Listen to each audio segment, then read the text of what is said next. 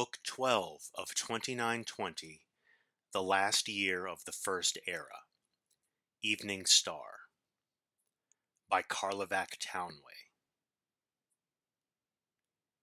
First of Evening Star, 2920, Balmora, Morrowind.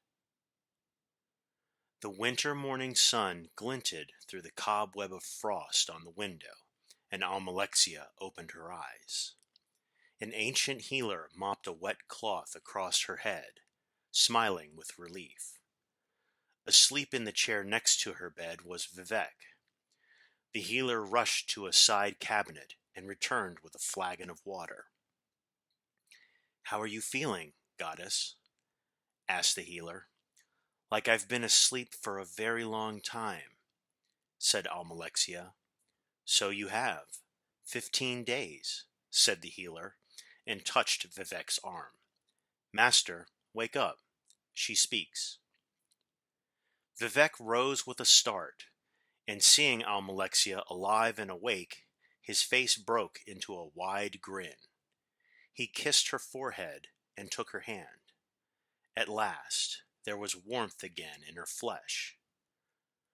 Almalexia's peaceful repose suddenly snapped. "Sothasil." "He's alive and well," replied Vivek, working on one of his machines again somewhere. "He would have stayed here too, but he realized he could do you more good working that peculiar sorcery of his." The castellan appeared in the doorway. "Sorry to interrupt you, master, but I wanted to tell you that your fastest messenger left late last night for the Imperial City." "Messenger?" asked Almalexia. "Vivek, what has happened?"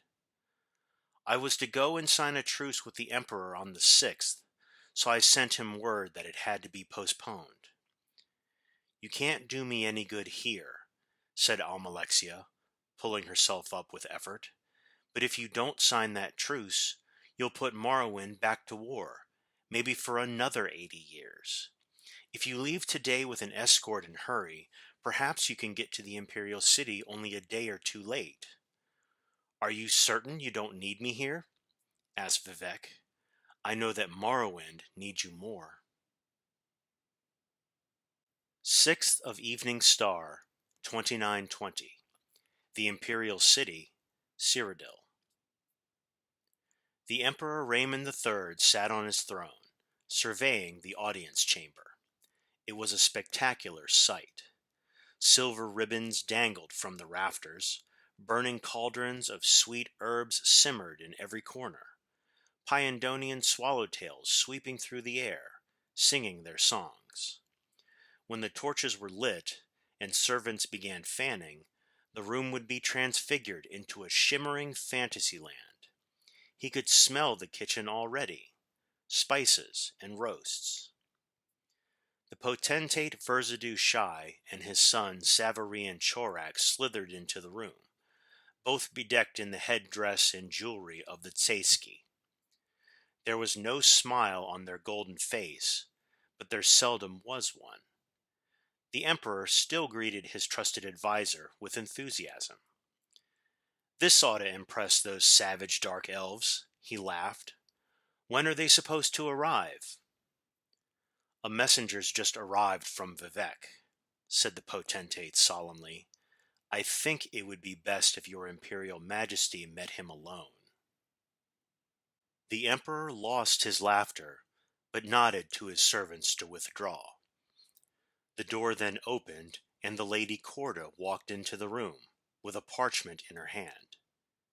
She shut the door behind her, but did not look up to meet the Emperor's face. "The messenger gave his letter to my mistress?" said Raymond, incredulous, rising to take the note. "That's a highly unorthodox way of delivering a message." "But the message itself is very orthodox," said Corda, looking up into his one good eye. With a single blinding motion, she brought the letter up under the Emperor's chin. His eyes widened, and blood poured down the blank parchment. Blank, that is, except for a small black mark, the sign of the Morag Tong.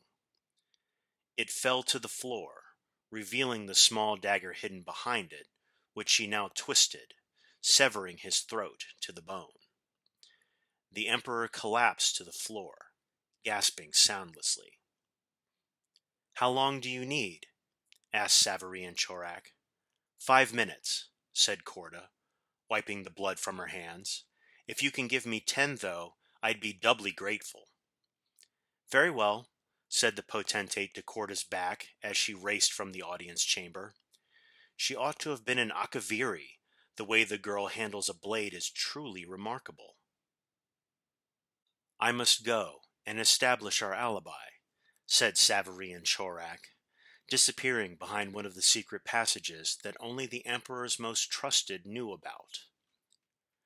"Do you remember, close to a year ago, Your Imperial Majesty," the potentate smiled, looking down at the dying man, "when you told me to remember, you Akaviri have a lot of showy moves, but if just one of our strikes comes through, it's all over for you?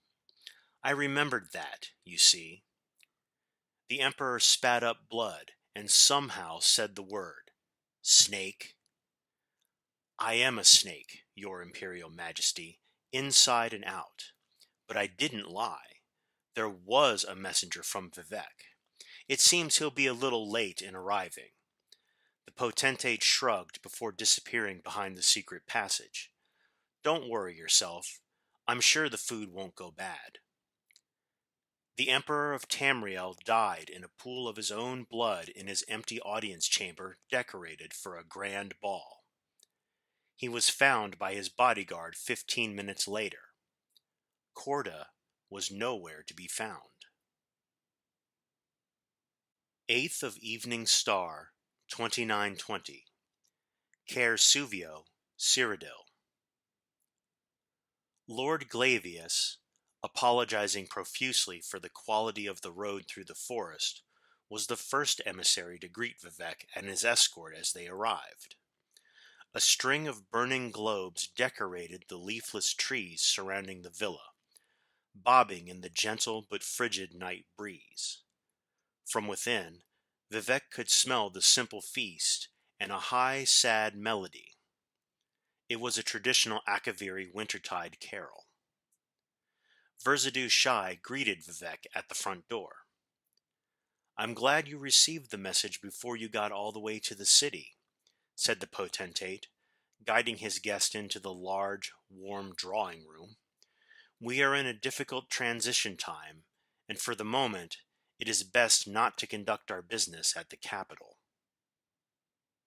"There is no heir?" asked Vivek. "No official one, though there are distant cousins vying for the throne. While we sort the matter out, at least temporarily, the nobles have decided that I may act in the office of my late master." Verzadu Shai signaled for the servants to draw 2 comfortable chairs in front of the fireplace. "Would you feel most comfortable if we signed the treaty officially right now, or would you like to eat something first?" "You intend to honor the Emperor's treaty?" "I intend to do everything as the Emperor," said the potentate. 14th of Evening Star, 2920. Teleroon, Morrowind. Corda, dusty from the road, flew into the Night Mother's arms. For a moment, they stayed locked together, the Night Mother stroking her daughter's hair, kissing her forehead. Finally, she reached into her sleeve and handed Corda a letter. "What is it?" asked Corda. "A letter from the potentate, expressing his delight at your expertise," replied the Night Mother. "He's promised to send us payment, but I've already sent him back a reply. The late Empress paid us enough for her husband's death. Mephala would not have us be greedy beyond our needs. You should not be paid twice for the same murder. So it is written." "He killed Regia, my sister," said Corda quietly, "and so it should be that you struck the blow. Where will I go now? Whenever any of our holy workers becomes too famous to continue the crusade, We send them to an island called Valinora. It's not more than a month's voyage by boat, and I've arranged for a delightful estate for your sanctuary." The Night Mother kissed the girl's tears. "You meet many friends there, and I know you will find peace and happiness at last, my child." 19th of Evening Star, 2920. Mournhold, Morrowind.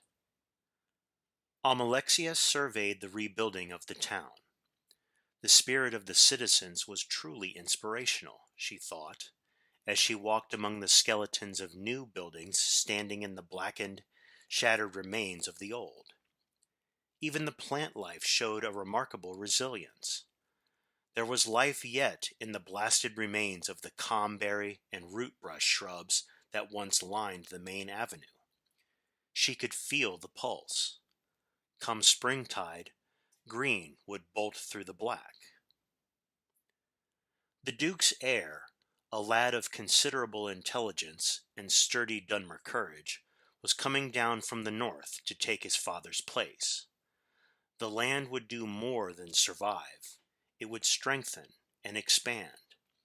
She felt the future much more strongly than she saw the present. Of all the things she was most certain of, she knew that Mournhold was forever home to at least one goddess. 22nd of Evening Star, 2920. The Imperial City, Cyrodiil. "The Cyrodiil line is dead," announced the potentate to the crowd gathered beneath the speaker's balcony of the Imperial Palace. "But the Empire lives. The distant relatives of our beloved Emperor have been judged unworthy of the throne by the trusted nobility who advised His Imperial Majesty throughout his long and illustrious reign.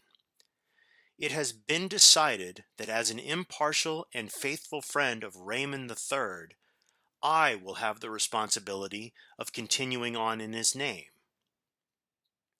The Akaviri paused, allowing his words to echo and translate into the ears of the populace. They merely stared up at him in silence.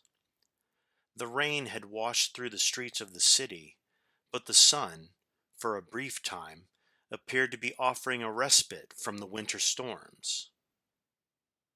"I want to make it clear that I am not taking the title of emperor," he continued. "I have been and will continue to be potentate Verzadu Shai, an alien welcomed kindly to your shores.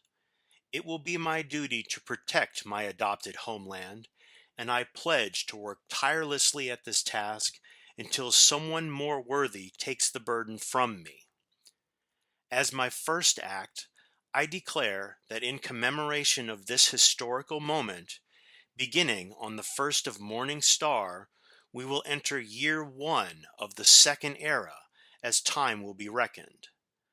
Thus, we mourn the loss of our imperial family and look forward to the future." Only one man clapped at these words. King Drozel of Senchal truly believed that this would be the finest thing to happen to Tamriel in history. Of course, he was quite mad. 31st of Evening Star, 2920. Ebenhart, Morrowind. In the smoky catacombs beneath the city where Saltha Sil forged the future with his arcane clockwork apparatus, something unforeseen happened. An oily bubble seeped from a long-trusted gear and popped.